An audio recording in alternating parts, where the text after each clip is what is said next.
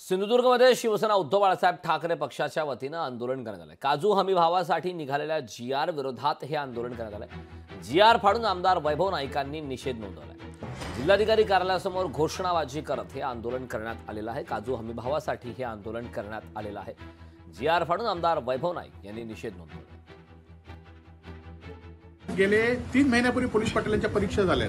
त्यांना नियुक्तीपत्र खरं तर दिली पाहिजे होती। त्यांची लिस्ट लागली आहे, परंतु काही राजकीय दबावामुळे ही लिस्ट थांबलेली आहे। परंतु आज ते कुठल्या राजकीय पक्षाचे असू देत काय असू देत, परंतु जिल्ह्यातील पोलीस पाटील जे झाले आहेत त्यांचं 85,000 रुपये नुकसान शासनाने केलेलं आहे। एक तर शासनाने ह्या अधिकाऱ्यांवर तर कारवाई केली पाहिजे, नाहीतर दुसरं की शासनाकडे पैसे नाहीत म्हणून यांच्या नियुक्त्या देत नाही, असे आमचे 2 आरोप आहेत। 2 आरोपाची लवकर त्यांनी खरं तर उद्यापर्यंत 4 दिवसात आम्हाला ते नियुक्तीपत्र देण्याचं सांगितलेलं आहे।